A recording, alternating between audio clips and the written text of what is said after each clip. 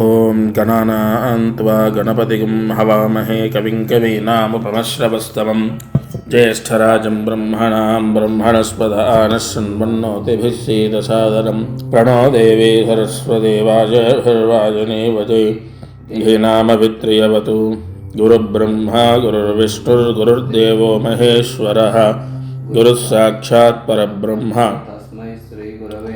श्रीमहागणाधिपतये नमः श्री महासरस्वत्यै नमः श्री गुरुभ्यो नमः हरि ओम। मारुति अनुग्रहं प्रारंभ।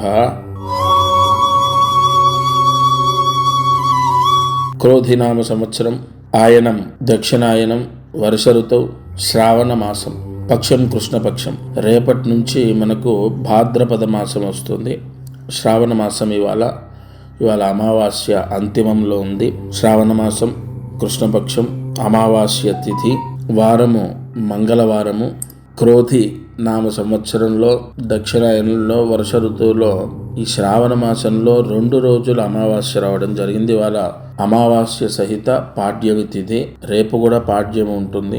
అంటే ఈరోజు తిథి ద్వయం, అమావాస్య మంగళవారం. నక్షత్రం పుబ్బా నక్షత్రం ఈరోజు పూర్తిగా ఉంది. వర్జం ఉదయం 9:30 నుండి 11:30 వరకు. ఈరోజు రాహుకాలము మధ్యాహ్నం 3 గంటల నుండి సాయంత్రం 4:30 వరకు. చాలా పవర్ఫుల్ ఈ రాహుకాలం అనేది. అందులో అమావాస్య సహిత మంగళవారం రావటం చాలా విశేషం. యమగండం ఉదయం 9 నుండి 10:30 వరకు. ఇది వాటి పంచాంగం. జై గురు దత్తాత్రేయ. ముహూర్త బలం. ఈరోజు దీపారాధన చాలా చాలా చాలా విశేషం. అమావాస్య ఈరోజు రాహుకాలంలో దీపం వెలిగించండి. ఒక మట్టి ప్రమిదలో ఆవు నెయ్యి వేసి పసుపు ఒత్తి వేసి దీపాన్ని వెలిగించండి. యశ్చందసాం వృషభో విశ్వరూపాః ఛందోభ్యోద్యమృతాత్ సంబభూవ. సమస్త యోగాలు కేవలం ఈ దీపారాధనతో కలుగుతుంది. నిజంగా కొన్ని ఇప్పుడు నేను ఎంత గట్టిగా అరిచినా, ఎంత వేడుకున్నా కొన్ని ముహూర్తాలే ఫలితాన్ని ఇస్తాయి. అటువంటి ముహూర్తమే ఇది. అమావాస్య మంగళవారం తిథి ద్వయం కాబట్టి రాహు కాలంలో మధ్యాహ్నం 3 గంటల నుండి 4:30 మధ్యలో పసుపు ఒత్తి వేసి మట్టి ప్రమిదలో ఆవు నెయ్యితో దీపాన్ని వెలిగించండి. తలస్నానం చేయాల్సిన అవసరం లేదు, ఉపవాసం ఉండాల్సిన అవసరం లేదు. కాళ్ళు కడుక్కొని నెత్తిన నీళ్లు జల్లుకొని కళ్ళు తుడుచుకొని మీ పూజా మందిరంలో ఈ దీపాన్ని వెలిగించండి. విశేష శుభ ఫలితాలు ఆ ఇంట్లో వాళ్ళు పొందుతారు. జై గురుదత్త.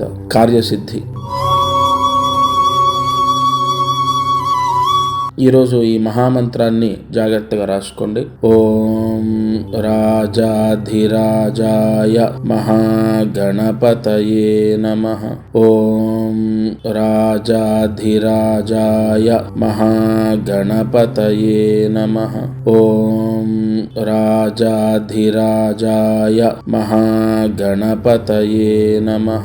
ఈ మంత్రాన్ని 11 సార్లు రాసి 108 మార్లు జపించండి. ఈరోజు అమావాస్య మంగళవారంలో ఈ మంత్రం జపించడం ద్వారా ఎవరికైనా రావాల్సిన డబ్బు ఉంటే తిరిగి వస్తుంది. తప్పకుండా ఈ మంత్ర జపం చేసుకోండి. ఇది వాళ్ళ మారుతి అనుగ్రహం కార్యక్రమం. ఈరోజు కొంచెం ఆలస్యమైంది, అందుకే ముఖ్యమైనవి చెప్పాను. రేపటి నుంచి అన్నీ వస్తాయి. అదృష్టం, ఐశ్వర్యం, రాశి ఫలితాలు ఇవన్నీ కూడా చెప్తాను.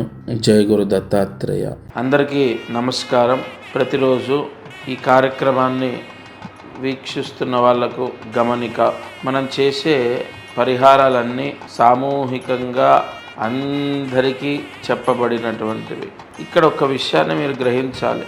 మానవ జన్మ, నేను కానీ మీరు కానీ ఎవరు జన్మనెత్తినా ఒక కర్మదోషంతోనే పుడతాం. ఆ కర్మదోషము విముక్తయ్యి మనకు అనేక కష్టాలు పోవాలంటే జాతకమే దానికి బలమైన ఆధారం.